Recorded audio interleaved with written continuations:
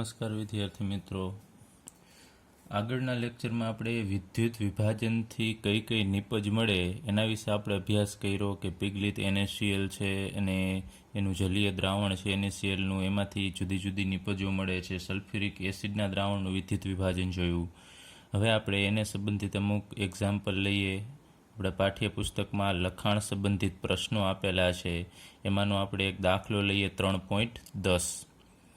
તો જો 0.5 એમ્પિયર પ્રવાહને ધાત્વીય તારમાંથી 2 કલાક માટે વહે છે, એટલે 2 કલાક માટે પસાર કરવામાં આવે છે, તો તારમાંથી કેટલા ઇલેક્ટ્રોન વહી ગયા હશે? માનો કે આપણી પાસે એક અહીંયા તાર છે, આ તારમાંથી આપણે અહીંયા પ્રવાહ પસાર કરવાનો છે, 0.5 એમ્પિયર વિદ્યુત પ્રવાહ 2 કલાક માટે પસાર કરવાનો, અને સમય છે 2 કલાક. એટલે અહીંયા આપણે કહી શકીએ I બરાબર 0.5 એમ્પિયર અને સમય T બરાબર 2 કલાક, 2 અવર છે. તો અહીંયાથી આટલા સમય દરમિયાન આમાંથી કેટલા ઇલેક્ટ્રોન પસાર થયા હશે, કેટલા ઇલેક્ટ્રોન વહી ગયા હશે, એ આપણે મેળવવાનું છે. એટલે કે ઇલેક્ટ્રોનની સંખ્યા મેળવવી છે કે આ તારમાંથી કેટલા ઇલેક્ટ્રોન પસાર થયા હશે. તો સૌપ્રથમ આપણે વિદ્યુતનો જથ્થો મેળવીએ. તમને ખ્યાલ છે આગળ ઉપર આપણે વાત કરી હતી કે 1 મોલ ઇલેક્ટ્રોન, આ ફરીથી આપણે અહીં લખી નાખીએ, 1 મોલ ઇલેક્ટ્રોન હોય એટલે એ 1 ફેરાડે આપણે એને કહેશું. એનો જે 1 મોલ ઇલેક્ટ્રોન ઉપર જે વીજભાર છે ને 1 ફેરાડે, અને 1 ફેરાડે બરાબર તમને ખ્યાલ છે 96487, અથવા આપણે એપ્રોક્સિમેટલી લેશું 96500 કુલમ્બ. તો 1 મોલ ઇલેક્ટ્રોન પરનો જે વીજભાર છે એ 1 ફેરાડે થશે, અથવા આપણે કહેવું હોય તો 96500 કુલમ્બ થશે. હવે આપણે Q બરાબર IT સૂત્ર લખીએ. આ સૂત્રમાં બધી આપણે વેલ્યુ મૂકીએ તો અહીંયા I એમ્પિયર છે 0.5 એમ્પિયર ગુણ્યા, હવે અહીંયા જે સમય છે અહીંયા કલાકમાં આપેલો છે, સમય કલાકમાં છે, એને આપણે સેકન્ડમાં કન્વર્ટ કરવો પડશે. તો 2 કલાક ગુણ્યા 1 કલાકની 3600 સેકન્ડ, એટલે ગુણ્યા આપણે 3600 કરી નાખીએ. એટલે જો કલાક હોય તો તમારે જે કલાક છે ને ગુણ્યા 3600 એટલે ડાયરેક્ટ સેકન્ડ થઈ જશે. તો આનું આપણે સાદુરૂપ આપીએ તો આપણને જવાબ મળશે 3600 કુલમ્બ. ચાલો, તો Q બરાબર આપણને મળે છે 3600 કુલમ્બ. હવે આપણે અહીંયા આગળ ઉપર વાત કરી કે 1 મોલ ઇલેક્ટ્રોન પરનો વીજભાર છે 96500 કુલમ્બ, અથવા તો 1 ફેરાડે જેટલો થશે. તો અહીંયા આપણે અથવા આમ પણ કહી શકીએ 1 મોલ ઇલેક્ટ્રોન પરનો વીજભાર એટલે 96500 કુલમ્બ, અને 1 મોલ ઇલેક્ટ્રોન એટલે તમને ખ્યાલ છે 6.022 ગુણ્યા 10⁻23 ઘાત થશે. તો અહીંયા આપણે લખીએ 96500 કુલમ્બ એટલે 1 મોલ ઇલેક્ટ્રોન પરનો વીજભાર, એ લખીએ 96500 કુલમ્બ છે એટલે કે એ 1 ફેરાડે છે, બરાબર અહીંયા થશે 6.022 ગુણ્યા 10⁻23 ઘાત ઇલેક્ટ્રોન. એટલે આના આટલા ઇલેક્ટ્રોન પરનો વીજભાર આટલો હશે. પરંતુ અહીંયા આપણને કુલમ્બ કેટલા મળે છે તો 3600 કુલમ્બ છે, આમાંથી પસાર થાય છે. તો અહીંયા આપણે 83 મૂકવાની છે. 96500 કુલમ્બ એટલે 6.022 ગુણ્યા 10⁻23 ઇલેક્ટ્રોન એમાંથી પસાર થતા હોય, તો 3600 કુલમ્બ એમાંથી પસાર થાય તો કેટલા ઇલેક્ટ્રોન એમાંથી પસાર થયા હશે? તો આ બંનેનો ગુણાકાર કરીએ, 6.022 ગુણ્યા 10⁻23 ઘાત ગુણ્યા 3600 ના છેદમાં 96500. ચાલો, તો આનું સાદુરૂપ આપીએ તો આનું સાદુરૂપ આપતા આપણને જવાબ મળશે 2.246 ગુણ્યા 10⁻22 ઘાત ઇલેક્ટ્રોન. તો આટલા ઇલેક્ટ્રોન છે એ એમાંથી પસાર થયા હશે, તારમાંથી વહી ગયા હશે.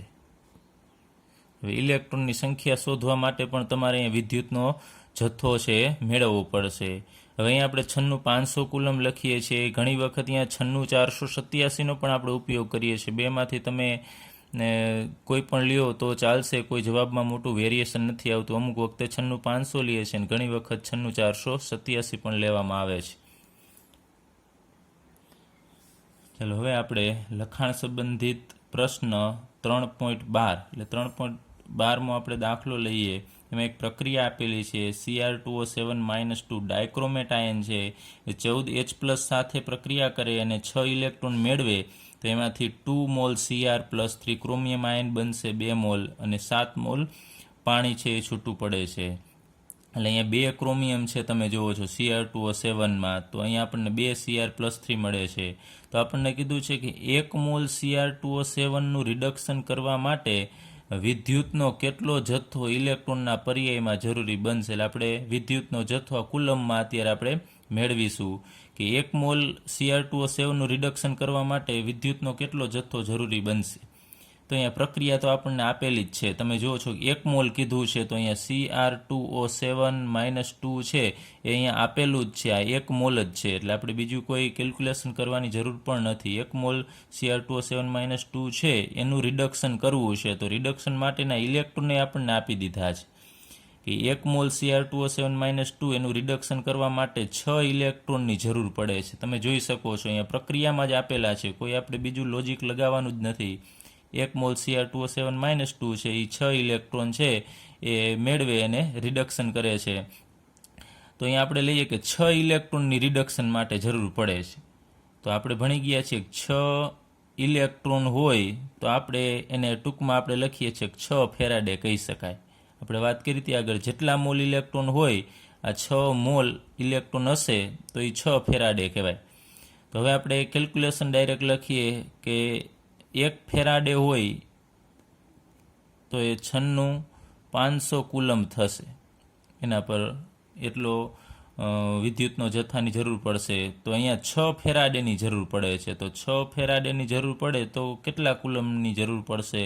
તો આ બંનેનો આપણે ગુણાકાર કરીએ, 6 ગુણ્યા 96,500. ચલો આ બંનેનું આપણે કેલ્ક્યુલેશન કરીએ, ગુણાકાર કરશો તો આપણને જવાબ મળશે 5.79 ગુણ્યા 10⁵ કુલમ. તો આપણને આ દાખલાનો જવાબ મળી ગયો કે વિદ્યુતના કેટલા જથ્થાની જરૂર પડશે. તો 5.79 ગુણ્યા 10⁵ કુલમ જેટલો વિદ્યુતનો જથ્થો આના માટે જરૂરી બનશે. તો તમારે ડાયરેક્ટલી જોવાનું છે કેટલા, આ પ્રક્રિયા ઉપરથી તમને માહિતી મળશે કે અહીંયા 6 મોલ ઇલેક્ટ્રોનની જરૂર પડે છે તો એ 6 ફેરાડે થશે. તો 1 ફેરાડે એટલે 96,500 કુલમ, તો 6 ફેરાડે એ કેટલા?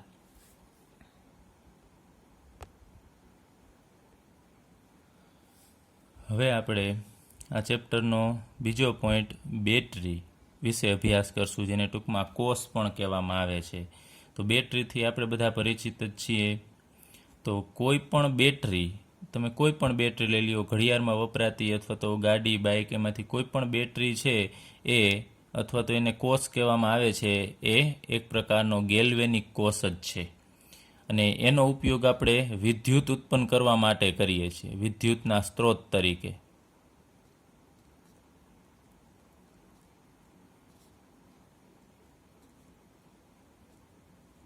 તો આપણે કોઈ પણ પ્રકારની બેટરી અથવા કોષ જે છે એનો ઉપયોગ વિદ્યુત મેળવવા માટે કરીએ છીએ. તો ગેલ્વેનિક કોષ આપણે આગળ ઉપર ભણી ગયા છીએ, એનોડ કેથોડ અલગ અલગ પાત્રમાં હોય છે.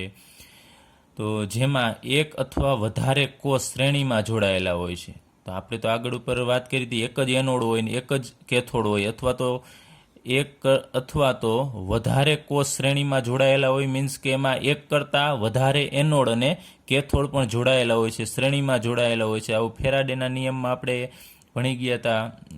જે બીજો નિયમ હતો એમાં આપણે વાત એક આકૃતિ દોરી હતી, એના જેવું જ અહીંયા કહેવા માગે છે કે એક અથવા તો એના કરતાં વધારે કોષો છે અને શ્રેણીમાં જોડશો તો આપણને વધુ પ્રમાણમાં વિદ્યુત છે એ મળશે.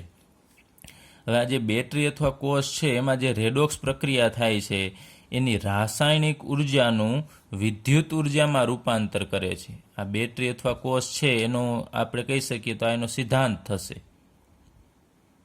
એનો સિદ્ધાંત શું છે? તો રાસાયણિક પ્રક્રિયાની જે રેડોક્સ પ્રક્રિયાની જે રાસાયણિક ઉર્જા છે એનું એ વિદ્યુત ઉર્જામાં રૂપાંતર કરે છે. એટલે કે રસાયણ છે એમાંથી વિદ્યુત ઉત્પન્ન થશે.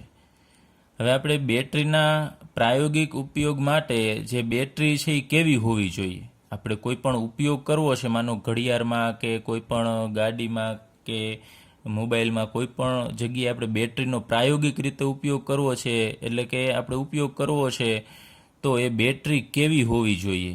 તો એમાં કીધું છે ને કે શક્ય તેટલી હલકી હોવી જોઈએ, એટલે કે બેટરીનો ખૂબ વધારે વજન ન હોવો જોઈએ, એ હલકી હોવી જોઈએ. માનો કે આપણે મોબાઈલની બેટરી છે, તો એ મોબાઈલની બેટરીનો જ વજન જો 250 ગ્રામ હશે, તો મોબાઈલનો વજન કેટલો થશે? એટલે જેમ બેટરીનો વજન ઓછો થશે તેમ મોબાઈલનો પણ વજન ઓછો થશે, અથવા કોઈ પણ ઉપકરણનો વજન છે પણ ઓછો થશે. એટલે શક્ય તેટલી બેટરી છે અથવા કોષ છે હલકો હોવો જોઈએ. ત્યારબાદ નક્કર હોવો જોઈએ, એટલે કે મજબૂત હોવો જોઈએ, સરળતાથી તૂટી જવું જોઈએ નહીં, કે થોડું નીચે પછડાટ થાય અને બેટરી છે તૂટી જવી, એવું ન હોવું જોઈએ. નક્કર, થોડો મજબૂત હોવો જોઈએ. અને ત્યારબાદ કે વપરાશ દરમિયાન એ આપણે કોષ છે એનો વપરાશ થતો હોય એ દરમિયાન વોલ્ટેજ છે નોંધપાત્ર રીતે બદલાવવો જોઈએ નહીં. એટલે કે વોલ્ટેજ એ ઉત્પન્ન થતા હોય, માનો કે આપણે એમ કહીએ કોઈ કોષ છે એમાંથી 1.1 વોલ્ટ છે એ ઉત્પન્ન થાય છે, તો એના વપરાશ દરમિયાન આ 1.1 વોલ્ટ જ ઉત્પન્ન થવો જોઈએ, વધઘટ ન થવો જોઈએ કે 1.5 થઈ જાય ને વળી પાછું 0.5 વોલ્ટ થાય, તો જે તે ઉપકરણ છે એ ખરાબ થશે. એટલે બેટરી એવી હોવી જોઈએ કે હલકી હોવી જોઈએ, નક્કર હોવી જોઈએ, અને એના વપરાશ દરમિયાન વોલ્ટેજ છે એ નોંધપાત્ર રીતે બદલાવવો જોઈએ નહીં. હવે આપણે લઈએ બેટરીના મુખ્ય પ્રકાર, કે જે 2 છે. તો બેટરીના તમને પૂછવામાં મુખ્ય કેટલા પ્રકારની બેટરી જોવા મળે છે? તો 2 પ્રકારની. એક પ્રાથમિક બેટરી અથવા તો પ્રાથમિક કોષ, અને બીજો દ્વિતીયક કોષ. આ બંને વિશે આપણે વિગતવાર માહિતી મેળવવાની છે. તો એમાં સૌપ્રથમ આપણે બેટરીનો પહેલો પ્રકાર પ્રાથમિક બેટરી અથવા તો પ્રાથમિક કોષ કેને કહેવાય એના વિશે માહિતી લઈએ. તો પ્રાથમિક બેટરી, તો પ્રાથમિક બેટરી કેને કહેશું? તો એવી બેટરી કે જેમાં પ્રક્રિયા છે એ માત્ર એક જ વખત થાય છે. પ્રક્રિયા એક વખત જ થશે, બીજી વખત એમાં પ્રક્રિયા થશે જ નહીં, અને કેટલાક સમયના ઉપયોગ પછી બેટરી છે મૃત બની જાય, અથવા તો આપણે એમ કહીએ નિષ્ક્રિય બની જાય. જેમ કે આપણે વોલ ક્લોક હોય છે, જે દીવાર પરની જે ઘડિયાળ છે એનો જે આપણે સેલ કહીએ છીએ, એ એક વખત ઉપયોગ થયા પછી તમને ખબર છે ને આપણે ફેંકી દઈએ છીએ, અને એનો ફરીથી ઉપયોગ કરી શકાતો નથી. એટલે એવી બેટરી અથવા એવો કોષ કે જે એક જ વખત ઉપયોગ કરી શકાય છે ને પછી એ મૃત અથવા તો નિષ્ક્રિય બની જાય છે, એટલે એને આપણે ફેંકી દેવું પડે છે. બીજી વખત એ ઉપયોગ, એનું ચાર્જિંગ થતું નથી. ટૂંકમાં આપણે ઘડિયાળનો જે સેલ છે એને ફરીથી તમે ચાર્જિંગમાં મૂકશો તો ચાર્જ થઈ શકશે નહીં. નથી થતું એનું કારણ એ છે કે એમાં પ્રક્રિયા માત્ર એક જ વખત થાય છે, રિવર્સ પ્રક્રિયા થતી નથી.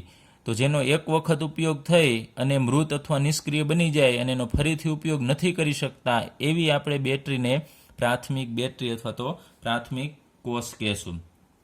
હવે આપણે એનું ઉદાહરણ લઈએ. પ્રાથમિક બેટરીમાં આપણે અહીંયા 2 અભ્યાસ કરીશું. એમાંનો એક પહેલું આપણે લઈએ સૂકો કોષ.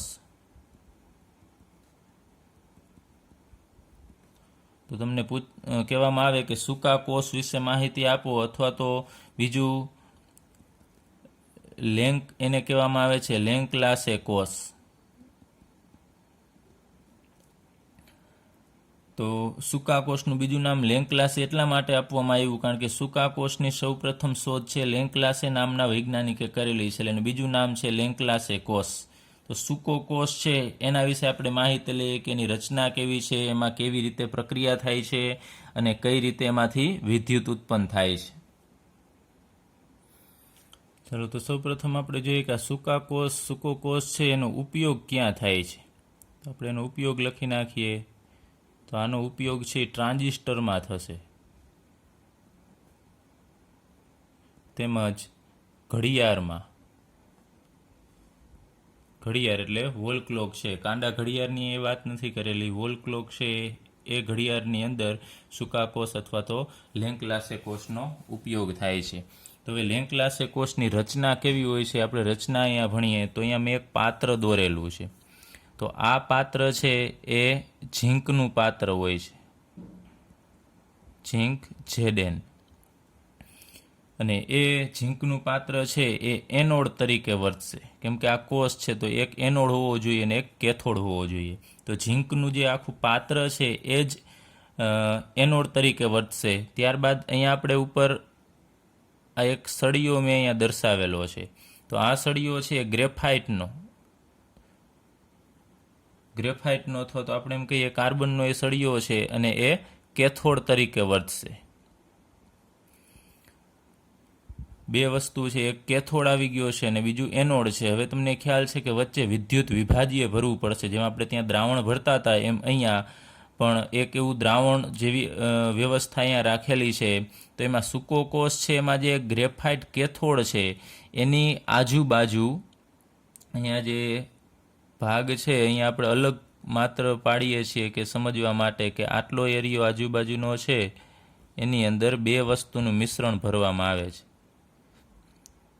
ચલો, આ ગ્રેફાઇટનો જે કેથોડ છે એની આજુબાજુ જે અહીંયા જગ્યા છે એ જગ્યાની અંદર અહીંયા માત્ર આપણે આકૃતિ સમજવા માટે આવું અલગ મેં ડિઝાઇન કરેલી છે. બાકી પાઠ્યપુસ્તકમાં તમને થોડી અલગ આકૃતિ આપેલી છે, પણ આની મદદથી તમે સરળતાથી સમજી શકશો. એટલે ગ્રેફાઇટનો જે કેથોડ છે એની આજુબાજુ અહીંયા બે વસ્તુનું મિશ્રણ હોય છે. એક MnO2 મેંગેનીઝ ડાયોક્સાઇડ અને બીજું કાર્બન. આ બેનું મિશ્રણ હશે, મેંગેનીઝ ડાયોક્સાઇડ અને કાર્બન. અને ત્યારબાદ અહીંયા જે એની આ બાજુ અહીંયા જે ખાલી જગ્યા છે, આ બધી જગ્યા, એ ખાલી જગ્યાની અંદર બે વસ્તુનું મિશ્રણ હોય છે. એક એમોનિયમ ક્લોરાઇડ NH4Cl અને ZnCl2 ની લુગદી ભરેલી હોય છે, એટલે કે અર્ધઘન જેવું હોય છે. આ મિશ્રણ છે એ અહીંયા ભરેલું હશે. તો ટોટલ અહીંયા આપણે રચના ફરીથી જોઈ લઈએ. ત્યારબાદ અહીંયા એમોનિયમ ક્લોરાઇડ ZnCl2 ની લુગદી ભર્યા પછી અહીંયા ઉપર સીલ કરી દેવામાં આવે છે, જેથી કરીને એ બહારના વાતાવરણથી અલગ રહી શકે, બહાર નીકળી ન શકે. અને આના ઉપર પણ એક કેપ, એક ટોપી ચડાવી દેવામાં આવે છે, એટલે આખો કોષ છે પેક થઈ જશે. ફરીથી એક વખત આની રચના લઈ લઈએ.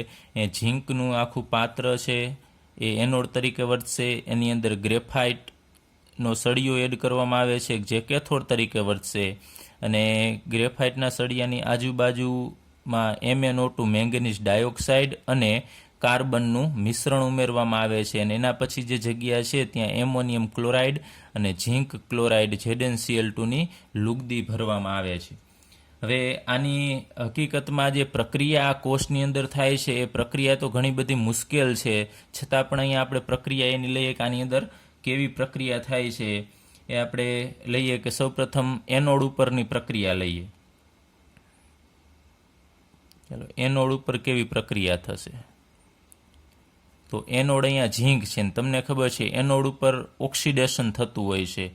તો ઝીંક જે સોલિડ અવસ્થામાં છે Zn સોલિડ, એનું ઓક્સિડેશન થશે એટલે ઝીંક છે ઇલેક્ટ્રોન ગુમાવશે. એટલે ઇલેક્ટ્રોન ગુમાવશે એટલે એમાંથી બનાવશે Zn+2 અને +2 ઇલેક્ટ્રોન. એટલે ઇલેક્ટ્રોન ગુમાવે છે એટલે આ પ્રક્રિયા ઓક્સિડેશનની પ્રક્રિયા થઈ કહેવાય. તો અહીંયાથી ઝીંક છે એ બે ઇલેક્ટ્રોન ગુમાવે છે અને એમાંથી બનશે Zn+2. તો હવે એ ગુમાવેલા ઇલેક્ટ્રોન છે એ કોણ મેળવશે? તો અહીંયાથી તમારે ડાયરેક્ટલી ઇલેક્ટ્રોન અહીંયાથી અહીંયા નથી જતા. તમને ખબર છે આપણે કોઈ પણ કોષ ચાલુ કરવું હોય તો આપણે બે એને છેડા આપવા પડે છે. એક અહીંયાથી લઈ અને અહીંયા માનો કે આપણે બલ્બ રાખવો છે, તો આ બલ્બ છે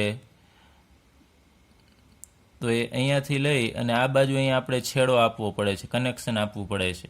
તો અહીંયા ઝીંકે ઇલેક્ટ્રોન ગુમાવ્યા એટલે Zn+2 અહીંયા જશે આ જગ્યાએ, પરંતુ ઇલેક્ટ્રોન જે બે મુક્ત થશે એ બે ઇલેક્ટ્રોન આ ઝીંકના જે પાત્ર છે એમાંથી અહીંયા આપણે જે વાયર કનેક્ટ કરેલો હોય એમાંથી એ નીકળી અને આ બાજુએ જશે અને એ ઇલેક્ટ્રોન છે એ છેવટે બે ઇલેક્ટ્રોન છે કેથોડની અંદર દાખલ થશે અને એ ઇલેક્ટ્રોન છે ફરીથી અહીંયા આવશે. એટલે અહીંયાથી ઇલેક્ટ્રોન વાયર મારફતે આ કેથોડ તરફ જાય છે, ડાયરેક્ટલી અહીંયાથી અહીંયા જતા નથી. તો કોષ એમને ડિસ્ચાર્જ થઈ જશે. હવે આ કેથોડ ઉપર ઇલેક્ટ્રોન આવ્યા તો કેથોડ ઉપર કઈ પ્રોસેસ થશે એ આપણે લઈએ. તો તમને ખબર છે કેથોડ ઉપર રિડક્શન થવાનું છે, કારણ કે ઇલેક્ટ્રોન મુક્ત થયા એ મેળવશે. તો અહીંયા આપણે લઈએ કે કેથોડ ઉપર MnO2 છે, મેંગેનીઝ ડાયોક્સાઇડ, આપણે લખી નાખીએ MnO2. મેંગેનીઝ ડાયોક્સાઇડ, ત્યારબાદ અહીંયા આપણી પાસે લુગદી સ્વરૂપમાં એમોનિયમ ક્લોરાઇડ અને ZnCl2 છે. તો એમોનિયમ ક્લોરાઇડમાં 2 આયન હશે, લુગદી છે એટલે NH4+ અને Cl-. તો એમાંનો એક MnO2 અને NH4+, એમાંનો આપણે NH4+ અહીંયા લખીએ, એ બંને પ્રક્રિયા કરશે NH4+, અને આમાંથી આવતા 2 ઇલેક્ટ્રોન છે એમાંથી અત્યારે આપણે એક જ ઇલેક્ટ્રોન લખીએ. તો ફરીથી એક વખત કેથોડ ઉપર જે ઇલેક્ટ્રોન આવે છે એ MnO2 સાથે અને આ લુગદીમાં રહેલા એમોનિયમ ક્લોરાઇડનો એમોનિયમ આયન NH4+, એની સાથે ઇલેક્ટ્રોન છે એ પ્રક્રિયા કરશે. તો હવે આપણે જોઈએ કે NH4+ છે એ 2 વસ્તુનો બનેલો હોય છે, એક NH3 અને બીજું એની અંદર હશે H+, એટલે કે એમોનિયા એ H+ મેળવેલો હોય એટલે એમાંથી NH4+ બને છે. તો આમાંથી જે H+ છે એ આ ઇલેક્ટ્રોન મેળવશે. તો આ ઇલેક્ટ્રોન H+ મેળવી લેશે, તમને ખબર છે H+માંથી એનું રૂપાંતર થશે Hમાં, હાઇડ્રોજનમાં, જે હવે આયન છે એ હવે પરમાણુ બની જશે. તો અહીંયા MnO2 છે અને એક અહીંયા હાઇડ્રોજન છે એ પ્રક્રિયા કરશે. હવે 2 વસ્તુ ફરીથી એક વખત NH4+માંનો H+ ઇલેક્ટ્રોન મેળવી અને Hમાં રૂપાંતર પામશે. એટલે 2 વસ્તુ આપણને મળે છે, NH3 અને H. એમાંનો NH3 અહીંયા જે આપણને મળે છે એ આપણે આ જગ્યાએ દર્શાવી દઈએ કે એક નિપજ આપણને NH3 મળશે. હવે અહીંયા રહેલો જે હાઇડ્રોજન છે એ હાઇડ્રોજન જશે MnO2 પાસે. તો MnO2 પાસે મેંગેનીઝ છે, એમાં ઓક્સિજન Mn સાથે 2 છે, એમાંનો એક ઓક્સિજન છે એ H સાથે આપણે જોડી દઈએ તો એમાંથી આપણને મળશે OH. એટલે આનો એક MnO2નો એક ઓક્સિજન અને એક આ H એ જોડાઈ અને OH બનાવશે, અને MnO2માંથી એક ઓક્સિજન નીકળી જતાં અહીંયા આપણને મળશે માત્ર MnO. તો આવું સંયોજન બને છે MnOOH, આવું સંયોજન બનશે. હવે આપણે ટોટલ 2 મોલની વાત કરીએ, જે આપણને બુકમાં પ્રક્રિયા નથી આપેલી, પણ લઈએ કે જો 2 મોલ, અહીંયા તો 2 ઇલેક્ટ્રોન મુક્ત થાય છે તો અહીંયા 2 ઇલેક્ટ્રોન જ મેળવાતા હશે, પણ બુકમાં 1 મોલની આપેલી છે. તો આપણે 2 મોલ લઈએ તો શું થશે? તો આ દરેક વસ્તુ છે એ તમારે 2 મોલ લેવી પડશે. તો જો 2 મોલ લેવામાં આવે તો આ બધું જ 2 મોલ થઈ જશે, 2MnO2, એટલે કે દરેકને આપણે 2 વડે ગુણવા પડશે, પ્લસ 2NH4+ પ્લસ 2 ઇલેક્ટ્રોન. એટલે આ બધી જ જગ્યાએ તમને 2 વસ્તુ મળવાની છે, અને 2 સાથે ગુણશો તો ડબલ થઈ જશે ટૂંકમાં. તો અહીંયા આપણે લઈએ MnO અને OH, અને એ 2 થશે, પણ અહીં હું અલગ અલગ લખું છું, આપણે સમજવાનું છે. એટલે MnOOH છે એ આપણે 2 વખત અહીંયા 2 મોલની જગ્યાએ મેં અલગ અલગ દર્શાવેલા છે, પ્લસ અહીંયા 2 મોલ NH3. હવે અહીંયા MnOOH છે એમાંથી એક તો પાણી બની શકશે. તમે જુઓ છો કે 2 OH છે, તો આનો એક OH અને આનો એક H, એટલે આટલી વસ્તુ જોડાશે તો એમાંથી આપણને પાણી મળશે. તો આ 2માંથી આપણે પાણી બનાવી નાખીએ, H2O, પાણી બની જશે. હવે અહીંયા વધશે એને આપણે જોડી દઈએ તો વધશે આટલી વસ્તુ, 2 Mn છે અને 1, 2 અને 3 ઓક્સિજન છે. તો 2 Mn એટલે Mn2 અને 3 ઓક્સિજન એટલે O3. તો આ 2 અણુમાંથી આપણને આ 2 વસ્તુ મળે છે, Mn2O3 અને પ્લસ H2 અને 2 મોલ એમોનિયા મળશે જો આના 2 મોલ લેવામાં આવે તો. ચાલો હવે આપણે લઈએ કે અહીંયા જે NH3 જે મુક્ત થયો હોય ક્યાં જશે? તો જનરલી વાયુ અવસ્થામાં હોય છે, તમને ખ્યાલ છે. તો એ NH3 છે એ અહીંયા આ એમોનિયમ ક્લોરાઇડ અને ZnCl2ની જે લુગદી છે એમાં રહેલો જે Zn+2, અહીંયા ZnCl2માં Zn+2 હશે અને Cl- હશે. તો આ જે Zn+2 છે એ આ NH3 સાથે પ્રક્રિયા કરશે.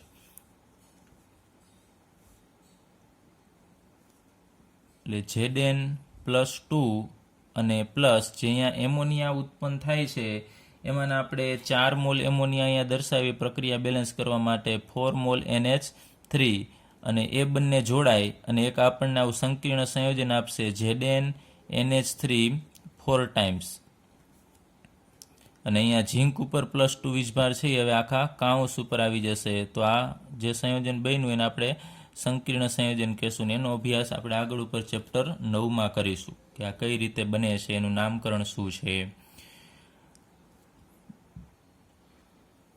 હવે અહીંયા કેથોડ ઉપર જે MnO2 છે એમાં મેંગેનીઝનો ઓક્સિડેશન આંક તમે જોશો તો મેંગેનીઝનો ઓક્સિડેશન આંક +4 છે.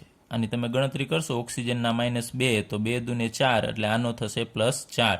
અને અહીંયા MnOOH છે એમાં મેંગેનીઝનો ઓક્સિડેશન આંક તમે ગણશો તો અહીંયા 2 દુ 4, 4માંથી એક હાઇડ્રોજન જશે એટલે 3, તો અહીંયા +3 થાય છે. તો તમે જુઓ છો કે મેંગેનીઝના ઓક્સિડેશન આંકમાં ઘટાડો થાય છે.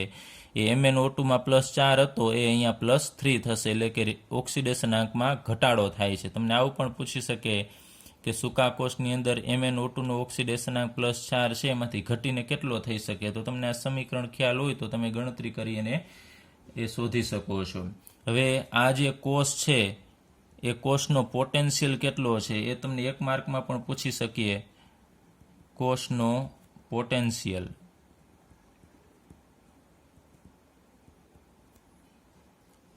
લગભગ 1.5 જેટલો જોવા મળે છે, આટલો હોય છે. તો તમે સૂકો કોષ જે ઘડિયાળનો જે સેલ છે અથવા તો રિમોટ કંટ્રોલનો જે સેલ છે એની પાછળ તમે જોશો તો 1.5 V લખેલું હોય છે, એટલે 1.5 વોલ્ટ. તો એમાંથી ઉત્પન્ન થતો વિદ્યુત પ્રવાહ છે 1.5 વોલ્ટ હશે. ચાલો ફરીથી આપણે એક વખત આ સૂકો કોષ લેક્લાન્સે કોષ જોઈએ જે ખૂબ જ IMP છે. તો એનો ઉપયોગ ક્યાં થાય છે? તો ટ્રાન્ઝિસ્ટર અને ઘડિયાળમાં એનો ઉપયોગ થાય છે. આ સૂકો કોષ છે એની રચના લઈએ તો એક ઝીંકનું પાત્ર છે અને એ ઝીંક પોતે જ એનોડ તરીકે વર્તે છે. એ પાત્રની અંદર એક ગ્રેફાઇટનો સળિયો અંદર મૂકવાનો છે કે જે કેથોડ તરીકે વર્તે છે અને એ સળિયાની આજુબાજુ આપણે MnO2 અને કાર્બનનું મિશ્રણ ભરવાનું છે અને બાકી રહેલી જગ્યામાં એમોનિયમ ક્લોરાઇડ અને ZnCl2ની ભીની લુગદી ભરવાની હોય છે. હવે પ્રક્રિયા શું થાય છે? સૌપ્રથમ અહીં આપણે જ્યારે આ બંનેને કનેક્ટ કરીએ છીએ વાયર મારફતે ત્યારે એનોડ છે એના એનોડ તરીકે અહીંયા ઝીંક છે તો ઝીંકનું ઓક્સિડેશન થશે. અહીંયા ઝીંક છે એ 2 ઇલેક્ટ્રોન ગુમાવશે અને એમાંથી Zn+2 બનશે એટલે ઓક્સિડેશન થશે. એ કેથોડ છે અને એમાં રિડક્શન થવાનું છે. તો આ 2 ઇલેક્ટ્રોન અહીંયાથી નીકળી અને ગ્રેફાઇટ પાસે જશે તો MnO2 NH4+ કે જે અહીંયા એમોનિયમ જે લુગદી છે એની સાથે આ ઇલેક્ટ્રોન પ્રક્રિયા કરશે તો NH4+ રહેલો H+ આ ઇલેક્ટ્રોન મેળવીને Hમાં કન્વર્ટ થશે અને એ H છે એ અહીંયા MnO2 સાથે જોડાશે એટલે MnOOH બનાવશે અને NH4+ માંથી બીજું આપણને છૂટું પડશે NH3. આપણે 2 મોલ લઈએ તો એના માટે કીધું કે અહીંયા ઓલ ઓવર Mn2O3 બનશે અને H2O. અને જે અહીંયા આપણે કહી શકીએ કે આ જે Zn+2 બને છે એ તમે આ પણ ગણતરીમાં લઈ શકો અથવા અહીંયા ઉત્પન્ન થયેલો Zn+2 છે એ NH3 સાથે પ્રક્રિયા કરી અને એમાંથી ZnNH3 4 + 2 નામનું સંકીર્ણ સંયોજન બનાવે છે અને આ કોષનો પોટેન્શિયલ છે લગભગ 1.5 વોલ્ટ જેટલો હોય છે. ચાલો હવે આપણે પ્રાથમિક બેટરીનું બીજું ઉદાહરણ મર્ક્યુરી કોષ. આગળ ઉપર આપણે ભણી ગયા સૂકો કોષ અથવા લેક્લાન્સે કોષ. હવે પ્રાથમિક બેટરીનું બીજું ઉદાહરણ ભણીએ મર્ક્યુરી કોષ. તો મર્ક્યુરી કોષ છે એની મદદથી ખૂબ ઓછો વિદ્યુત પ્રવાહ છે ઉત્પન્ન થશે. એટલે એવા ઉપકરણો કે જેમાં વિદ્યુત પ્રવાહની ઓછી જરૂર પડે છે એવા નિમ્ન પ્રવાહ ઉપકરણમાં આ કોષ છે ઉપયોગી છે જેમાં ઓછા વિદ્યુત પ્રવાહની જરૂર પડે છે. જેમ કે એના સાધનના નામ લઈએ સાંભળવાના સાધનો. જેમ કે કોઈ પણ વ્યક્તિને જો સાંભળવામાં તકલીફ થતી હોય તો એના માટેનું જે સાધન આવતું હોય એની અંદર સેલની જરૂર પડશે કોષની, એ મર્ક્યુરી કોષ હોય છે. આ ઉપરાંત ઘડિયાળ, પણ અહીંયા ધ્યાન રાખજો આ ઘડિયાળ છે આપણા કાંડા ઘડિયાળની વાત કરે છે. રિસ્ટવોચ છે એની અંદર મર્ક્યુરી કોષનો ઉપયોગ થાય છે. તો આ મર્ક્યુરી કોષ છે એની અંદર એનોડ તરીકે કોણ હોય, કેથોડ તરીકે કોણ હોય એના વિશે આપણે લઈએ તો સૌપ્રથમ અહીંયા લખી નાખીએ એનોડ તરીકે અહીંયા કોણ હોય છે. તો એનોડ તરીકે અહીંયા ઝીંક અને મર્ક્યુરી એટલે કે પારો Zn અને Hg છે એનો સંરસ હશે એટલે એનું મિશ્રણ હશે ઝીંક એમાલ્ગમ સંરસ. અને કેથોડ તરીકે મર્ક્યુરી ઓક્સાઇડ HgO અને કાર્બનની લુગદી હશે.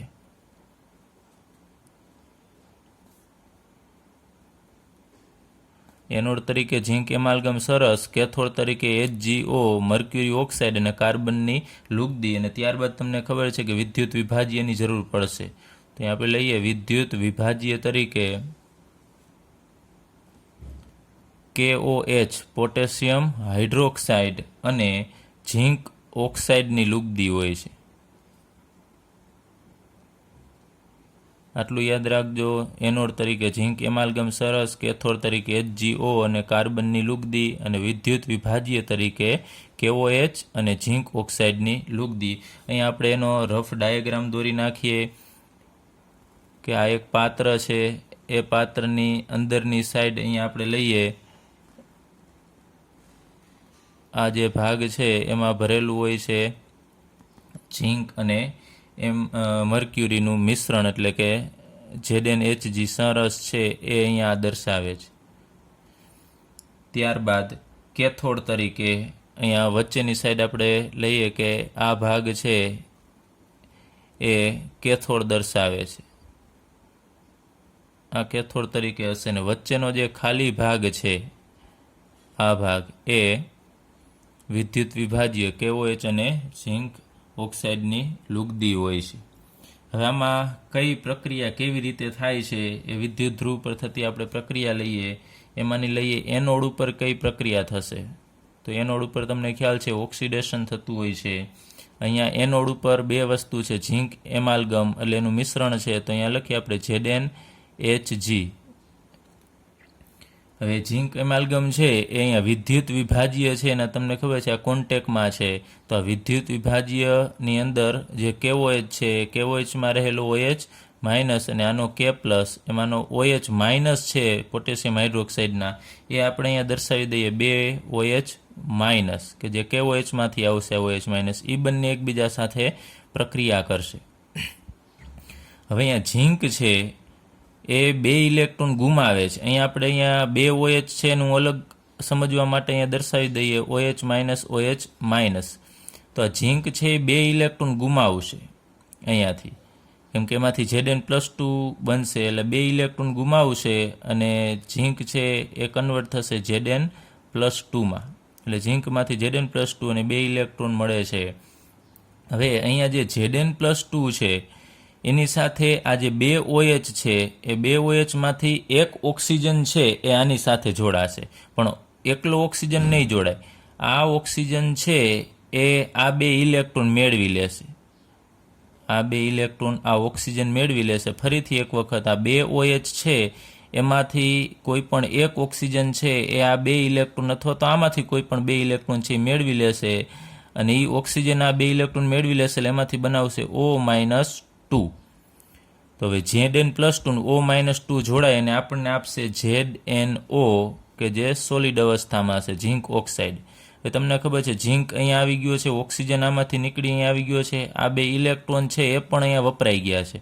તો હવે આપણી પાસે પાછળ બાકી શું રહેશે? તો તમને ખ્યાલ છે આટલી વસ્તુ હશે, એક OH માઇનસ, એક હાઇડ્રોજન ને એક ઇલેક્ટ્રોન. તો એમાંથી આ 2 ઇલેક્ટ્રોન છે અહીંયા OH માઇનસનો અને OH પાસે અહીંયા હતો એ ઇલેક્ટ્રોન, આ 2 ઇલેક્ટ્રોન છે મુક્ત થશે, 2 ઇલેક્ટ્રોન મુક્ત થઈ ગયા. હવે પાછળ શું વધશે તો તમે જોઈ શકો છો 2 હાઇડ્રોજન છે અને એક ઓક્સિજન છે એ જોડાઈ અને H2O પાણી આપશે. તો ફરીથી એક વખત એનોડ ઉપર આ ઝીંક એમાલ્ગમ છે, એમાલ્ગમ Hg જે મર્ક્યુરી છે એ તો માત્ર અહીંયા એક દ્રાવક તરીકે ઉપયોગી છે, પણ પ્રક્રિયા તો ઝીંક જ કરશે. અહીંયા મર્ક્યુરી છે એ તમે જુઓ છો કે એ કોઈ પ્રક્રિયામાં ભાગ લીધો નથી, કારણ કે દ્રાવક તરીકે વપરાય છે. તો ઝીંક છે એ 2 ઇલેક્ટ્રોન મુક્ત કરશે, Zn+2 બનાવશે. આ મુક્ત થયેલા ઇલેક્ટ્રોન આમાંથી એક ઓક્સિજન મેળવી O-2 બનાવશે, Zn+2 O-2 બંને જોડાય અને એમાંથી ZnO બનાવે છે. ત્યારબાદ આ 2 ઇલેક્ટ્રોન છે મુક્ત થઈ જશે અને આ 2 હાઇડ્રોજન અને એક ઓક્સિજન વધશે, જોડાય અને H2O પાણી આપશે. હવે આપણે કેથોડ ઉપર કઈ પ્રક્રિયા થશે એ લઈએ. તો કેથોડ ઉપર રિડક્શન થશે. એનોડ ઉપર તમે જોયું કે ઇલેક્ટ્રોન મુક્ત થશે એટલે આ પ્રક્રિયા છે એ ઓક્સિડેશનની પ્રક્રિયા છે. હવે કેથોડ ઉપર, તો કેથોડ ઉપર તમે અહીંયા જોઈ શકો છો HgO છે, મર્ક્યુરિક ઓક્સાઇડ. તો એ આપણે લખીએ અહીંયા HgO. અને બીજું અહીંયા એનોડ ઉપર પ્રક્રિયા થવાથી H2O અને ઇલેક્ટ્રોન ઉત્પન્ન થાય છે. એ બે વસ્તુ આપણે અહીંયા લખીએ, H2O અને પ્લસ આ બાજુએથી આવેલા બે ઇલેક્ટ્રોન છે એ કેથોડ ઉપર આવશે. એટલે એનોડે મુક્ત કરેલા બે ઇલેક્ટ્રોન છે કેથોડ મેળવશે. આ ઉપરાંત અહીંયા લુગદી છે, થોડા ઘણા પ્રમાણમાં પાણી હશે, અથવા તમે આ લઈ શકો H2O છે એ આપણે અહીંયા માનો કે દર્શાવીએ છીએ. તો એ કેથોડ ઉપર આ ત્રણ વચ્ચે પ્રક્રિયા થશે, HgO, H2O અને આ બે ઇલેક્ટ્રોન. હવે અહીંયા પણ એ જ રીતે બે વસ્તુ છે. HgO છે તેમાં તમને ખ્યાલ છે એક Hg+2 હશે અને બીજો હશે O-2. મર્ક્યુરી ઓક્સાઇડ છે એમાં Hg+2 O-2 હશે. એમાં આ જે બે ઇલેક્ટ્રોન છે એ બે ઇલેક્ટ્રોન આ Hg+2 મેળવી લેશે. HgOમાં રહેલો જે Hg+2 છે એ બે ઇલેક્ટ્રોન મેળવી લેશે, એટલે એના ઉપરનો +2 વીજભાર નીકળી જશે. Hg ઉપર +2 છે નીકળી જશે અને તટસ્થ થશે, અને મર્ક્યુરી છે લિક્વિડ ફોર્મમાં હોય છે એટલે Hg બનશે અહીંયા. હવે ત્યારબાદ બીજું શું બને છે જોઈએ તો અહીંયા એક O-2 બાકી રહેશે અને H2O બાકી રહેશે. હવે H2O ની અંદર આપણે લઈએ તો બે વસ્તુ હાજર હશે. H2Oમાં એક H+ હશે અને બીજો OH- હશે.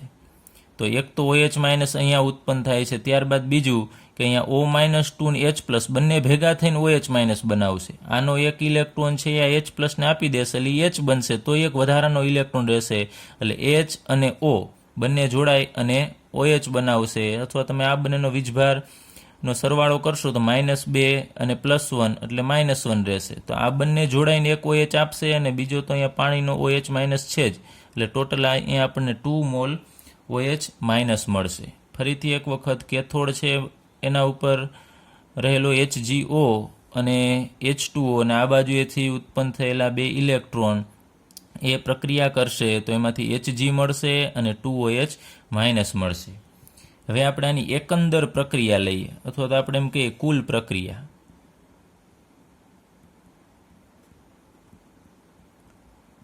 તો એકંદર પ્રક્રિયામાં તમને ખબર છે સામે આપણે એનો સરવાળો કરવાનો છે એનોડ કેથોડ, એટલે આપણને કુલ પ્રક્રિયા મળશે. તો અહીંયા આ ઇલેક્ટ્રોન છે એ કેન્સલ થશે, અહીંયા આ ઇલેક્ટ્રોન કેન્સલ થશે, ત્યારબાદ અહીંયા બે OH- છે તો એ કેન્સલ થશે, આ બાજુના બે OH- કેન્સલ થશે. બીજું તમે જુઓ છો કે કાંઈ કેન્સલ થાય એવું તમને દેખાતું નથી. સોરી, અહીંયા એક હજી H2O છે એ કેન્સલ થશે, અહીંયાનો H2O છે એ કેન્સલ થશે. હવે આપણે જોઈ લઈએ કે હવે બીજું કાંઈ કેન્સલ થતું નથી. હવે જે ડાબી બાજુએ છે એ બધું આ બાજુ લખી નાખીએ કે ઝીંક એમાલ્ગમ ZN Hg પ્લસ આ બાજુ બીજું વધશે HgO મર્ક્યુરિક ઓક્સાઇડ જે સોલિડ અવસ્થામાં હશે, અને એમાંથી આપણને મળશે આ બાજુએ વધે છે ZnO સોલિડ અને બીજું વધશે Hg લિક્વિડ એટલે મર્ક્યુરી કે જે લિક્વિડ ફોર્મમાં હશે. ચલો આ આપણને ફાઇનલ પ્રક્રિયા મળે છે. હવે આ કોષ છે એનો પોટેન્શિયલ લખીએ આપણે. કોષનો પોટેન્શિયલ એ લગભગ 1.35 વોલ્ટ જેટલો જોવા મળે છે. એટલે આગળ ઉપર આપણે સૂકો કોષ હતો એમાં 1.5 વોલ્ટ હતો, એના કરતાં અહીંયા ઓછો છે 1.35 વોલ્ટ. હવે અને આ જે વિદ્યુત પ્રવાહ છે એ સમગ્ર પ્રક્રિયા દરમિયાન એમનેમ અચળ રહે છે, એટલે વધઘટ થતો નથી. આમાંથી 1.35માંથી 1.5 થઈ જાય કે 1 થઈ જાય એટલો કાંઈ ડિફરન્સ બહુ થતો નથી, લગભગ એ અચળ જ રહેશે. હવે આ પ્રક્રિયા છે એકંદર પ્રક્રિયા તમે જુઓ છો, જ્યારે આ કોષ એ વપરાશે એટલે એની સંપૂર્ણ આવરદા દરમિયાન, એટલે કે એનું આયુષ્ય જે છે એ દરમિયાન તમે એની કુલ પ્રક્રિયા જુઓ છો તો એ કુલ પ્રક્રિયામાં કોઈ જ આયન જોવા મળતા નથી. એટલા માટે એનો સામાન્ય રીતે જે પોટેન્શિયલ છે એ અચળ જોવા મળે છે. તો તમને પૂછે કે કેના સમગ્ર આયુષ્ય અથવા તો આવરદા દરમિયાન કોઈ આયન જોવા મળતો નથી, તો એ મર્ક્યુરી કોષ આવશે. આ ફાઇનલ પ્રક્રિયા આપણે જોવાની થશે.